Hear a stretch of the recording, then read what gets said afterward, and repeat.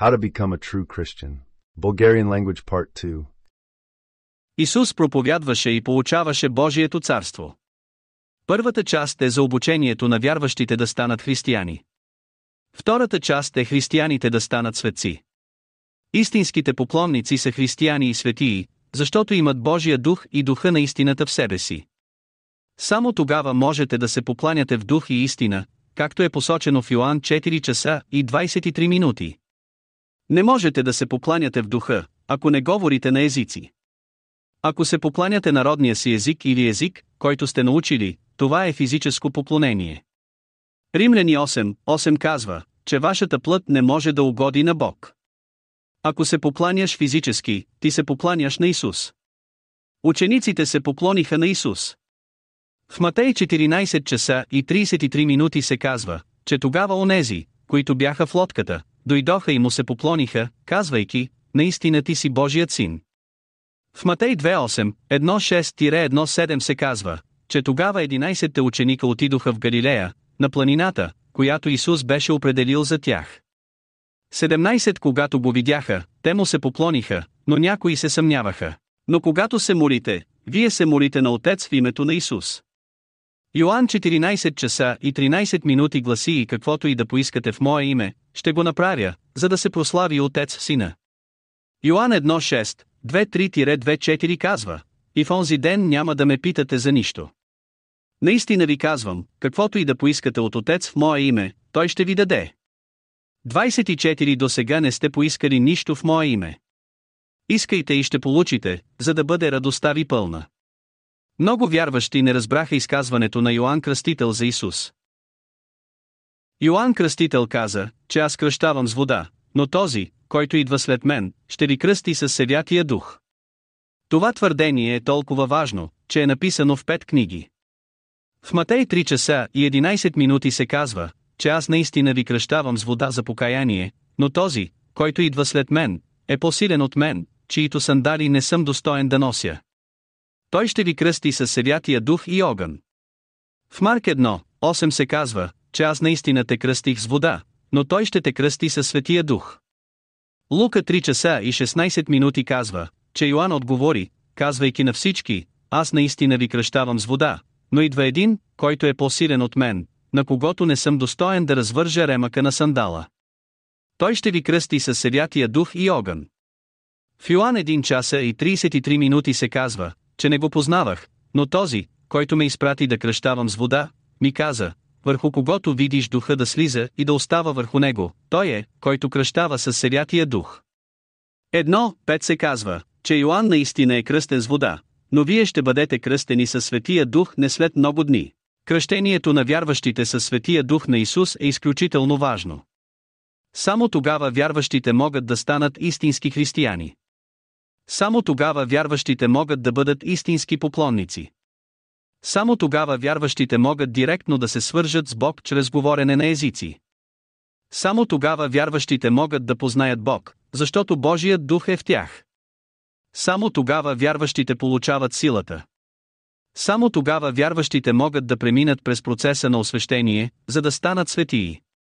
Тези вярващи, които са били кръстени със Светия Дух, сега трябва да приемат истината и да й кратко се подчиняват, преди Духът на истината да може да се прояви в тях. Вие още не сте истински християнин. Исус каза на Йоан Кръстител в Матей 3 часа и 15 минути. В него се казва: но Исус отговори и му каза: остави го сега, защото така ни подобава да изпълним цялата правда. Тогава той му позволи. Това е преходът от физическа праведност наклонена черта спасение към духовна праведност наклонена черта спасение. Това ни води до разговора между Исус и Никодим. В Йоан 3:1-2 се казва, че имаше един човек от фарисиите на име Никодим, началник на юдеите. Този човек дойде при Исус през нощта и му каза: Рави, ние знаем, че ти си учител, дошъл от Бога, защото никой не може да извърши тези знамения, които ти правиш, ако Бог не е с него. Никодим вярваше в физическата праведност и все още имаше първоначалния дух. Исус обясни, че трябва да стане вярващ в духовната праведност.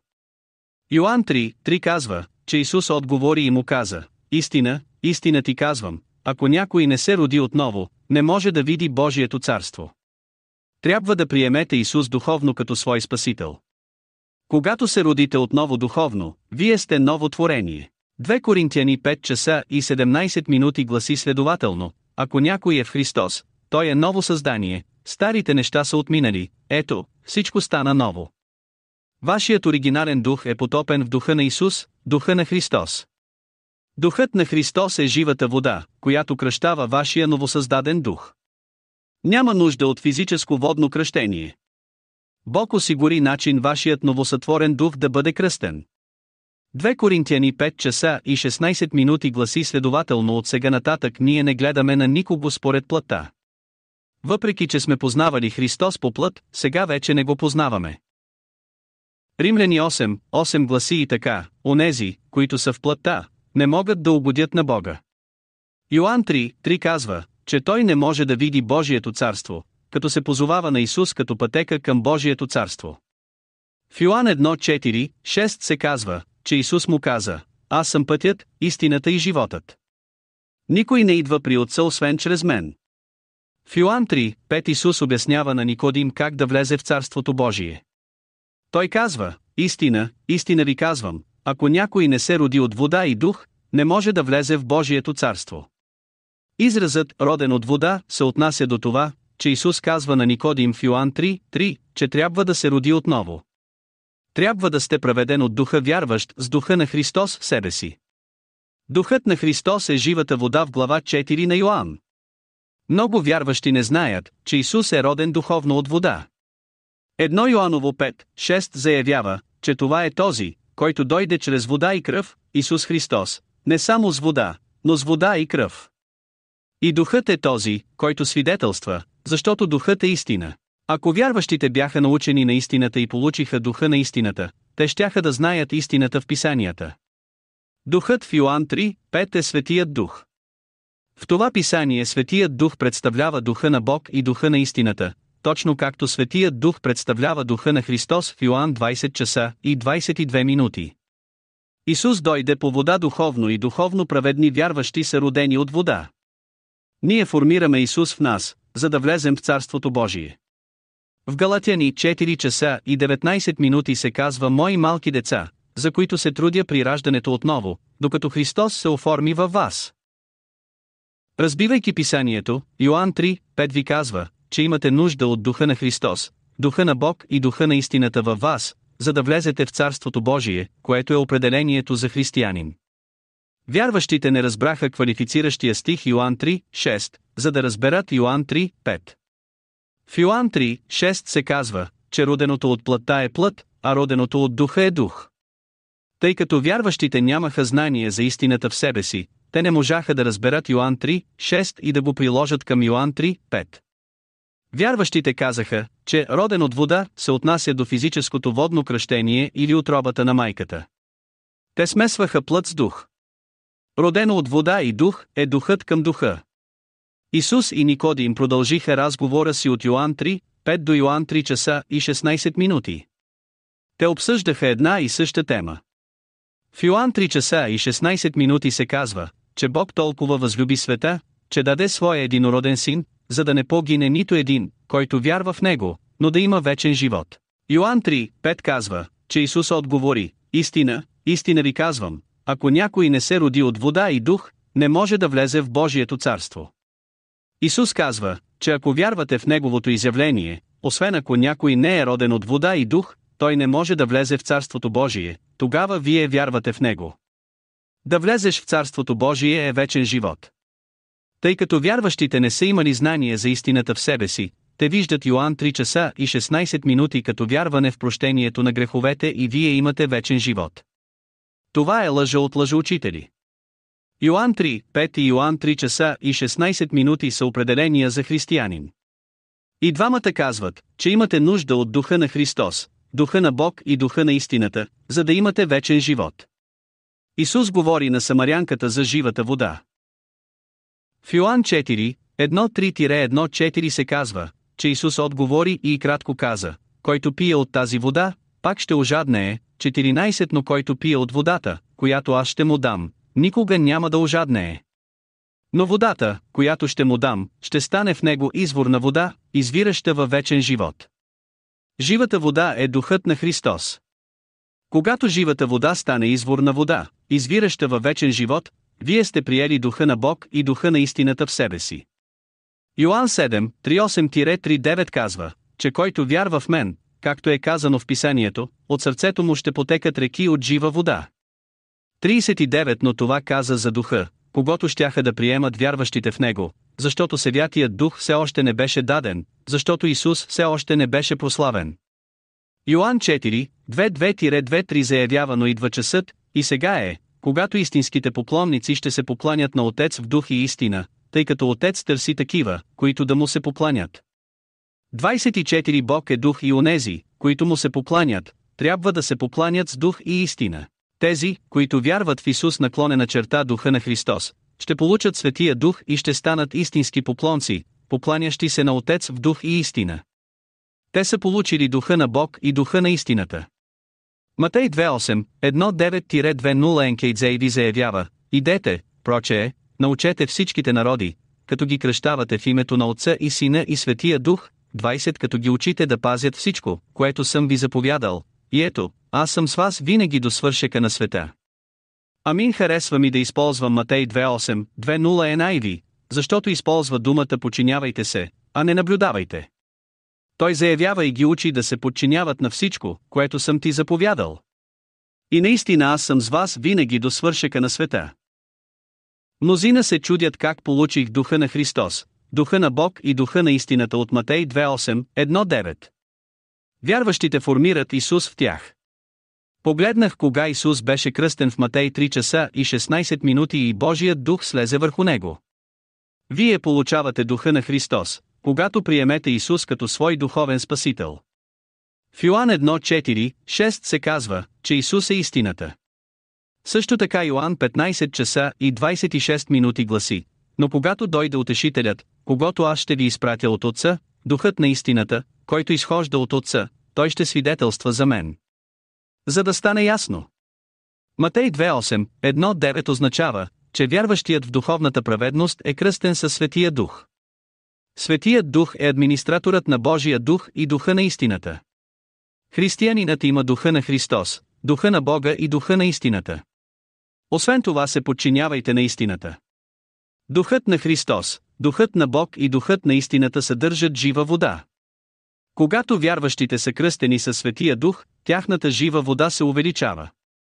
Йоан 4 часа и 14 минути говори за това като за извиращ извор. В Йоан 7 часа и 38 минути се говори за това, че от сърцето ви ще текат реки от жива вода. Така че можете да кажете, че Бог е жива вода, съдържаща дух, защото Исус е роден духовно от вода. Бог ми позволи да имам много духовни видения. Извеждах кучетата си навън и докато излизахме от двора, видяхме фигура в двора. Кучетата ми изтичаха към фигурата и тя изчезна. Появи се друга фигура, но кучетата не можаха да я видят. Описах фигурата, като взех кофа с вода и я хвърлих във въздуха и тя образува тяло, ходещо като вода. Имаше малка кръгла светлина близо до областта на коленете. Сега знам, че видях дух с жива вода. Матей 2:8, 1:9 показва, че Божият дух и духът на истината се извършват по-отделно, но Светият Дух ги управлява заедно. Така че не е автоматично да имате духа на истината, което ни довежда до днешната ситуация. Вярващите имат духа на Христос и духа на Бог, но нямат проявлението на духа на истината поради това, което се случи в ранната църква. Вие не сте християнин, докато нямате духа на истината. Марк 1:6, 1:5-1:8 гласи: и той им каза: идете по целия свят и проповядвайте Евангелието на всяко създание. 16 Който повярва и се кръсти, ще бъде спасен, а който не повярва ще бъде осъден. 17 И тези знамения ще придружават онези, които повярват: в мое име те ще изгонват демони, ще говорят на нови езици, 18 ще хващат змии, и ако изпият нещо смъртоносно, то в никакъв случай няма да им навреди, ще полагат ръце на болните и те ще оздравяват. Разбивка на Марк 1:6, 1:5-1:8. Който вярва, има в себе си Христовия дух. И е кръстен, което означава кръстен от Святия Дух, Божия дух и духа на истината в тях. ще бъдат спасени, влезте в Божието царство или вечен живот, знаци ще последват тези, които вярват. Говоренето на нови езици е единственият знак, за който вярващите се притесняват, защото те самите не говорят на нови езици. Исус казва, че тези, които Той кръщава със Светия Дух, ще наклонена черта ще говорят на нови езици. Светиите, които излязоха от гробовете след възкресението на Исус, не говореха на нови езици. Матей 2.8, 1.9-2.0 и Марк 1.6, 1.5-1.8 говорят за едно и също нещо. Искам да изясня това на вярващите. Говоренето на езици не ви кара да подскачате и да тичате в църква или където и да е другаде. Това са вашите физически емоции. Римляни 8 гласи и така: онези, които са в плътта, не могат да угодят на Бога. Физическото означава плът. Освен това имате контрол върху това дали говорите или не. 1 Коринтияни 14 часа и 28 минути гласи: но ако няма преводач, нека мълчи в църквата и нека говори на себе си и на Бога. 1 Коринтияни 1.4, 2 гласи: защото, който говори на чужд език, не говори на хора, а на Бога, защото никой не го разбира, но в духа той говори мистерии. Говоренето на езици е много важно за Бог. Лука 1.2, 4.9-5.1 Исус каза, че дойдох да изпратя огън на земята и как ми се иска вече да беше запарен. 50 имам кръщение, с което да бъда кръстен, и колко съм притеснен, докато не се изпълни. 51 мислите ли, че дойдох да дам мир на земята? Казвам ви, не изобщо, а по-скоро разделение. Лука 3, 1.6-1.7 казва, че Йоан отговори, като каза на всички: аз наистина ви кръщавам с вода, но идва един, който е по-силен от мен, на когото не съм достоен да развържа ремъка на сандала. Той ще ви кръсти със Святия Дух и огън. Деяния 2:4 гласи: и внезапно се чу шум от небето, като на силен вятър, и изпълни цялата къща, където седяха. 3 Тогава им се явиха разделени езици като огнени и по един седна на всеки от тях. 4 И всички се изпълниха със Светия Дух и както Духът им даде да говорят. Яков 3:6 гласи: а езикът е огън, свят на беззаконие. Езикът е така вкоренен сред нашите членове, че осквернява цялото тяло и подпалва хода на природата и е подпарен от ада. Бог опитоми езика за своята цел. Това видео има за цел да ви даде истината, за да станете истински християни. Определението за християнин се намира в книгите на Евангелията. Християнинът има духа на Христос, духа на Бог, духа на истината и се подчинява на истината в тях. Да бъдеш истински християнин е само пътят към това да станеш светец. Все още трябва да преминете през процеса на освещение, за да станете светец. Светецът е свят и може да ходи с Бог и Господ Исус Христос. Вярващите трябва да осъзнаят, че Исус не е започнал своето служение, докато не е бил кръстен от Божия Дух. Матей 3 часа и 16 минути, Исус е Христос и Той е истината. Йоан 1:4-6, Той не се нуждаеше от духа на Христос или от духа на истината като учениците. Учениците не започнаха своето служение, докато не бяха кръстени със Светия Дух. Деяния 2:4, те получиха Божия дух и духа на истината. Като вярващи, учениците бяха научени от Исус на истината. Учениците изпълниха изискването да получат духа на истината и след това можеха да проповядват и получават Божието царство. Но Исус даде на учениците силата да проповядват и да изцеляват болните, преди да бъдат кръстени със Светия Дух. Лука 9:1-2 гласи: след това Той събра 12 си ученици и им даде сила и власт над всички демони и да лекуват болести. 2 Той ги изпрати да проповядват Божието царство и да изцеляват болните. Тази власт не беше постоянна. Разбираш ли какво ти казвам? Трябва да бъдете научени на истината, преди да получите духа на истината.